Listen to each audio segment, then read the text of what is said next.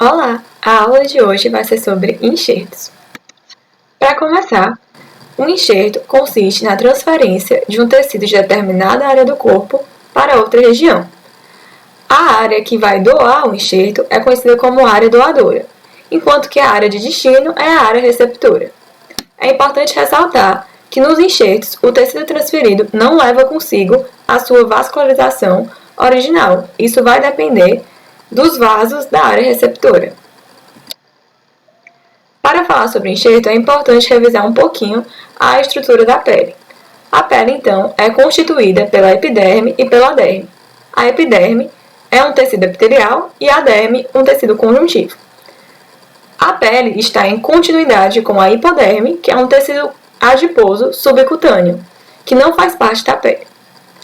A epiderme apresenta 5 camadas. A camada basal, que é de onde se originam as células novas, a camada espinhosa, a camada granulosa, a camada lúcida e a camada córnea, que consiste em células mortas preenchidas com queratina.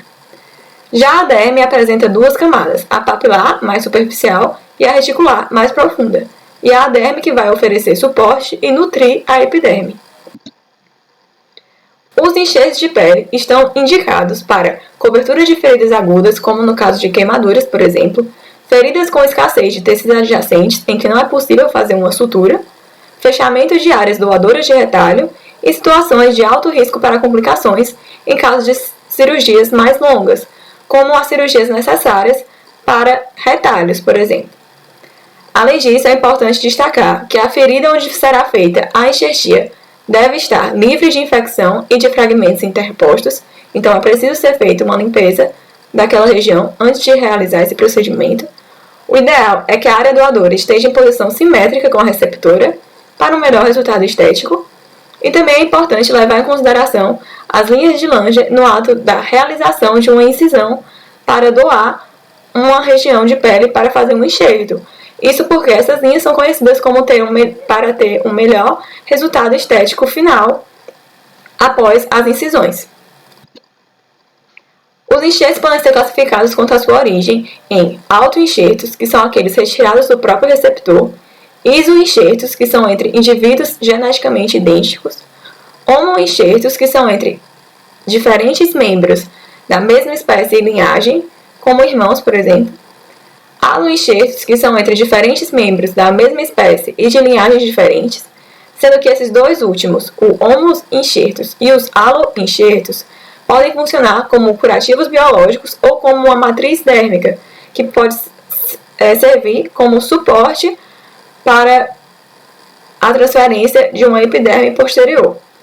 E os heteroenxertos ou xenoenxertos, que acontecem entre seres de espécies diferentes, que são curativos biológicos de caráter transitório. Os enxertos podem ser classificados também entre enxertos de pele total e enxertos de pele parcial. Os enxertos de pele total levam toda a epiderme e a derme da área doadora. Eles são empregados em áreas mais nobres e de menor extensão, que precisam de um resultado estético melhor. Os sítios doadores de enxertos de pele total são a região retroauricular, a fossa supraclavicular, a área sem pelos da virilha e o sulco do cotovelo. A área doadora, então, é fechada através de suturas. Esses enxertos proporcionam um melhor resultado estético e funcional. Os enxertos de pele parcial são o tipo mais comum de enxerto. São constituídos por epiderme e parte da derme, e eles podem ser obtidos através da utilização de bisturi, de facas especiais ou de um aparelho chamado dermátomo elétrico, em que é possível regular a espessura da derme a ser retirada da área doadora. A área doadora da pele do enxerto, então, é cicatrizada através da derme remanescente, não sendo necessário a realização de suturas. A dimensão do enxerto também pode ser aumentada ao utilizá-lo na forma de malha, com esse aparelho visto na imagem ao lado. Em relação à integração do enxerto, ele passa por uma série de processos. O primeiro processo é a embebição. O enxerto, então, vai absorver o exudato da área receptora nas primeiras 48 horas após a sua colocação nessa região. E isso é o que vai nutrir os enxertos nesse primeiro momento. Depois, ele passa por um processo de revascularização, que consiste em inosculação e neovascularização, que se completa em torno do 4º ao 7º dia de enxertia. E por fim, acontece a reinervação, que é o processo mais demorado, tem início entre a 4ª e a 5ª semana, mas pode levar até 12 meses para ser completada.